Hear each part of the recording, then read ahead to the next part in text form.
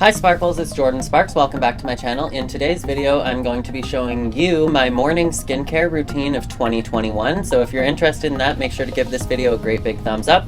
If you're brand new to my channel, make sure to subscribe and don't forget to press the bell notifications if you'd like to be reminded every single time that I post a new video. And oh my god, my hair is so big right now. And all that being said, let's hop right into the video. So first off, yes, I am fully aware that I'm still wearing a Santa onesie after Christmas. What of it? So I'm going to start my skincare routine by putting the front of my hair into this cute little Zac Efron inspired Baroni tail.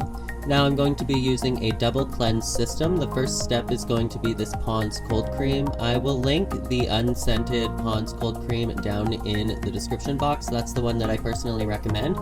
And I will also leave all of the products that I'm going to be using in this video down in the description box as well if you are interested in checking any of them out. So I'm just going to massage this cold cream all around my face. The first step in a double cleanse system is going to be using an oil-based cleanser or a cream balm to start breaking up either the makeup or the sunscreen or the leftover products that you had from the night before that are still on your face. So I personally recommend the Pond's unscented cold cream. So basically I'm going to apply that all over my face. It's going to break up my moisturizer and everything that I have left over from last night. And then I'm going to follow that up with a gentle cleanser. So I'm going to be using the Cetaphil gentle cleanser today. This is my favorite cleanser recently, but I also like to use the salicylic foaming cleanser by Aveeno. This is great whenever I have a breakout because salicylic acid is a great active for helping if you have acne or breakouts. And then I also use this Olay Regenerist cleanser sometimes as well. I find that this one is a little bit fragrant for my personal preference, but it does contain niacinamide, so I do enjoy this one. Niacinamide is essentially an active that you can find in a lot of skincare that helps build the immunity of the skin. Niacinamide helps build the keratin, a type of protein that keeps your skin firm and healthy. It minimizes redness and blotchiness. It minimizes pore appearance. It helps regulate the oil on your skin, so if you have oily skin, this is a great active for you as well. It also helps protect against sun damage, treats hyperpigmentation, minimizes fine lines and wrinkles. There's just so many benefits of niacinamide. But I personally like to use the Cetaphil Gentle Cleanser. It's just a really nice, simple, gentle cleanse that I can use after I've used a cold cream to break up all of the other products on my face. I don't have anything else that I really need to remove from my face other than last night's skincare, so I don't need something too harsh. Now, I typically don't use face masks very often, but I've had this brightening face mask in my medicine cabinet for a while, so I decided to give it a try. I thought it was going to be light and purple and floral. It ended up smelling super strong of Old Spice, and it was a clay mask. When I applied it to my face, it smelled way too strong, so before it even dried, I just rinsed that off because it was irritating my skin. Never using that one again. After rinsing off the evil Old Spice face mask from hell, I applied a toner. Using a cotton ball, I went in with this Neutrogena alcohol-free toner. This is the toner that I prefer if you are going to use a toner.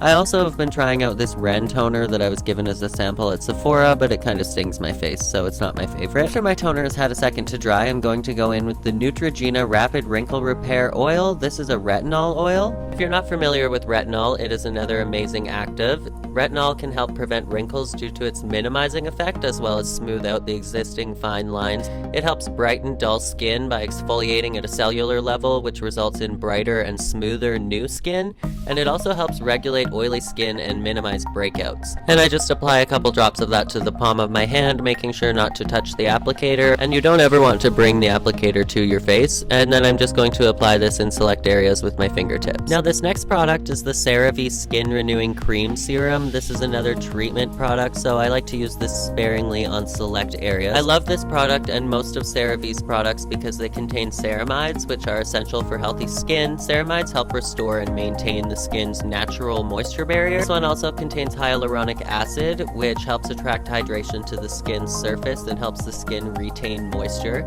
This one also has niacinamide, and it also contains encapsulated retinol, which is basically a more stable form of retinol that you can use in a cream or a serum. Now, continuing on the CeraVe train, I'm going to be using the CeraVe Hydrating Hyaluronic Acid Serum. You can choose to use this instead of a moisturizer, but I personally use both. This one contains ceramides, again, hyaluronic acid. It contains vitamin B5, which provides skin soothing benefits. And I also feel like this serum is very moisturizing. It helps build an occlusive layer on my skin and trap in all of the hydration.